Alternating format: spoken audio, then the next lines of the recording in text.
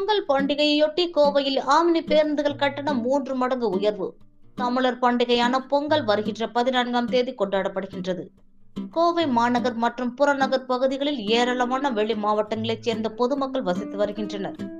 மேலும் கோவையில் உள்ள கல்வி நிலையங்களில் பல்வேறு மாவட்டங்களைச் சேர்ந்த மாணவ மாணவிகள் படித்து வருகின்றனர். பொங்கல் பண்டிகை கொண்டாட பலர் தங்களது சொந்த ஊருக்கு செல்கின்றனர். இதனால் அரசு பேருந்து மற்றும் ரயில்களின் டிக்கெட்டுகள் காலியாகிவிட்டதால் ஆம்னி பேருந்துகள் பயணிக்க நாடி செல்லும் நிலை ஏற்பட்டுள்ளது.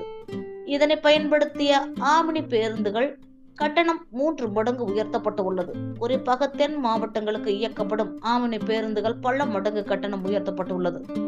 கோவையில் இருந்து நெல்லை செல்ல சாதாரண நாட்களில் 500 முதல் 700 வரை வசூலிக்கப்படுவது வழக்கம். ஆனால் பொங்கல் பண்டிகை காரணமாக ரூபாய் 1500 முதல் ரூபாய் 2300 வரை கட்டணமாக வசூலிக்கப்படுகின்றது.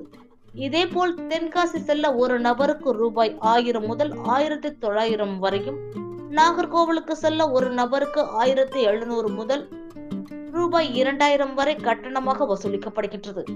ஆம்னி பேருந்துகள் இந்த கட்டண உயர்வால் நடுத்தர வர்க்கத்தை சேர்ந்தவர்கள் தங்களது சொந்த ஊர்களுக்கு செல்ல முடியாத நிலை உள்ளது.